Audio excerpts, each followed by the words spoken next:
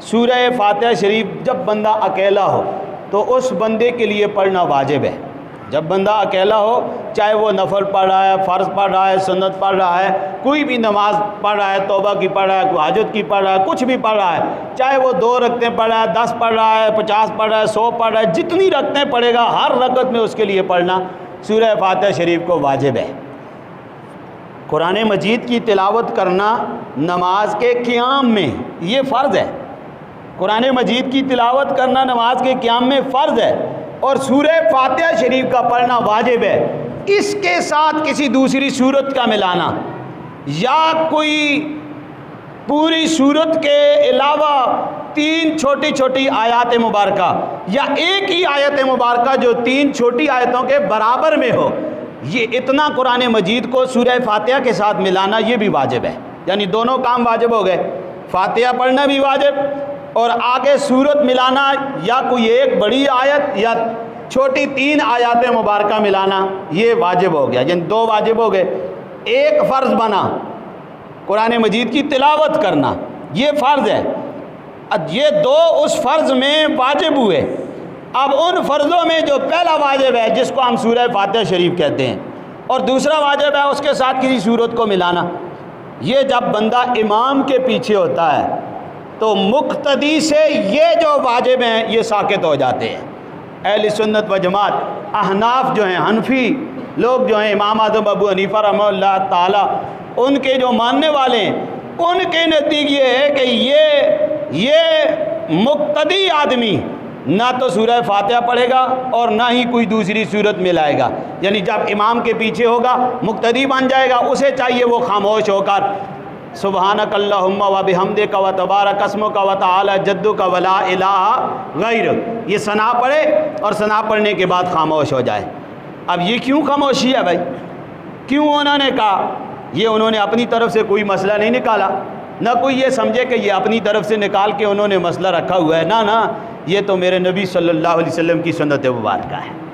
کس کی سنت ہے؟ نبی پاک صلی اللہ علیہ وآلہ وسلم کی سنت مبارکہ ہے کہ جب سرکار آگے نماز پڑھاتے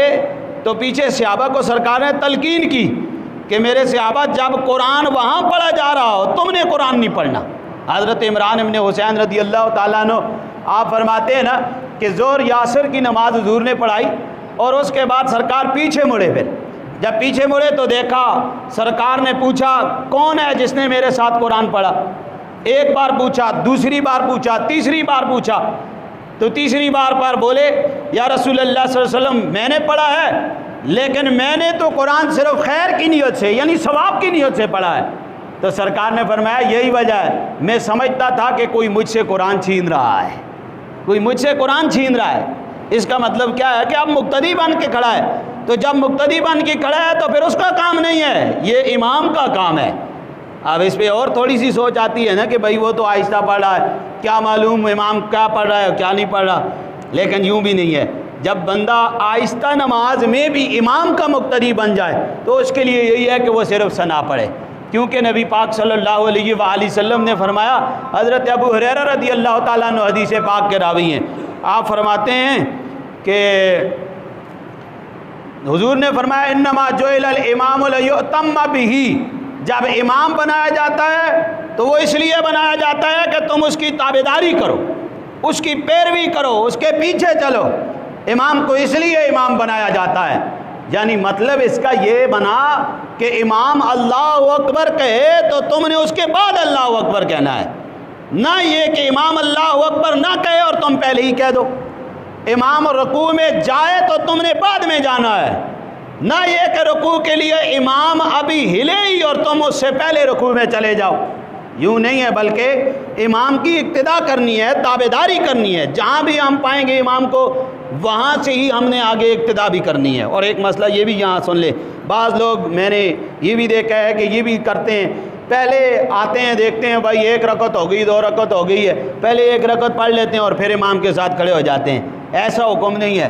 حکم یہ ہے کہ جہاں امام ہے وہاں ہی تم بھی شامل ہو جاؤ۔ امام رکوع میں ہے تم رکوع میں چلے جاؤ، امام سجدے میں ہے تم سجدے میں چلے جاؤ، امام قیام میں ہے تم قیام میں چلے جاؤ، امام تشہد میں ہے تم تشہد میں چلے جاؤ۔ لیکن یوں نہ کرنا کہ پہلے 2 رکعتیں پڑھ لے جو رہتی ہیں اور پھر امام کے ساتھ شامل ہو جائے، ایسے نہیں ہے، جو رہتی ہیں وہ جب امام سلام پھیر لے اس کے بعد پڑھنا ہے۔ انما جعل الامام لیؤتم بہ، امام اس لیے بنایا جاتا ہے کہ اس کی تابعداری کی جائے، اس کی اقتداء کی جائے۔ اور فرمایا اذا کبر فکبروا، جب اللہ اکبر کہے تم بھی اللہ اکبر کہو، وَإِذَا قَرَأَ فَأَنصِتُوا، ابن ماجہ شریف کے اندر حدیث موجود ہے، نبی پاک صلی اللہ علیہ وسلم فرمایا جب امام پڑھے نا، قرات کرے الحمدللہ رب العالمین الرحمن الرحیم، جب قرات کرے امام، فَأَنصِتُوا، تمہارے لیے یہ ہے کہ تم خاموش ہو جاؤ، تم نے خاموشی کے ساتھ اسے سننا ہے۔ اب یہ تو پھر بھی ایک سوال باقی ہے کہ بعض لوگ یہ سمجھے ہیں کہ جی جہری نمازوں میں تو یہ ہو سکتا ہے، مغرب کی، عشاء کی، صبح کی، ان نمازوں میں تو امام اونچا پڑھتا ہے الحمدللہ رب العالمین الرحمن الرحیم، جمعے کی نماز میں اونچی قرات ہوتی ہے، لیکن باقی نمازوں میں تو نہیں ہوتی ظہر اور عصر والی، تو لہذا ان نمازوں میں کیا کیا جائے گا؟ ان نمازوں میں بھی یہی حکم ہے، کیونکہ نبی پاک صلی اللہ علیہ وآلہ وسلم نے فرمایا کہ امام کی قرات، ان قرات الامام لہو قرات، جو امام کی قرات ہے وہی مقتدی کی قرات ہے، لہذا امام والی قرات مقتدی کی قرات ہے، آپ مقتدی کو ضرورت نہیں ہے۔ حضرت زید ابن ثابت رضی اللہ تعالیٰ عنہ، آخری بات کرتا ہوں، حضرت زید ابن ثابت رضی اللہ تعالیٰ عنہ حضور کے صحابی ہیں، ان سے پوچھا نا حضرت عطا رحمہ اللہ تعالیٰ، آپ مشہور تابعی ہیں، بہت سارے صحابہ کرام سے آپ نے سیکھا اور حدیث بیان فرمائی ہے، حضرت عطا رضی اللہ تعالیٰ عنہ آپ نے، تو حضرت عطا نے سوال کیا، مسلم شریف کے اندر حدیث موجود ہے اور صحیح حدیث ہے، یہ بھی نہیں ہے کہ یہ ہمارا فتویٰ بلکہ یہ ان لوگوں کا فتویٰ ہے جو لوگ امام کے پیچھے قرات کرتے ہیں۔ نواب وحید الزمان نے اسی حدیث کو اس نے یہ مانا کہ بھئی احناف کے موقف پر یہ دلیل ہے حدیث مبارکہ۔ حضرت زید ابن ثابت رضی اللہ تعالیٰ عنہ، آپ سے جب سوال کیا گیا کیا امام کے ساتھ کوئی قرات ہے، کچھ پڑھنا ہے، یعنی فاتحہ پڑھی جائے یا کوئی اور سورت پڑھی جائے، تو آپ نے فرمایا لا قراءۃ مع الامام فی شیء، فرمایا امام کے ساتھ کسی چیز کی کوئی قرات نہیں ہے،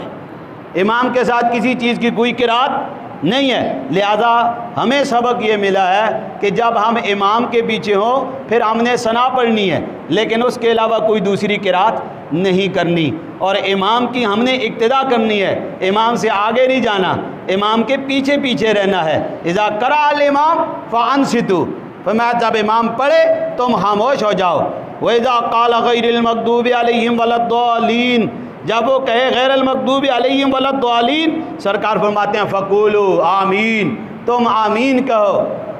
فإنه من وافق تامینہ بتامین الملائکۃ غفر له ما تقدم من ذنبہ، سرکار فرماتے ہیں جس کی آمین فرشتوں کی آمین کے موافق ہو گئی، اللہ اس کے سارے گناہوں کو معافی عطا فرما دیتا ہے۔ اللہ رب العالمین مجھے بھی اور آپ سب کو عمل کی توفیق عطا فرمائے۔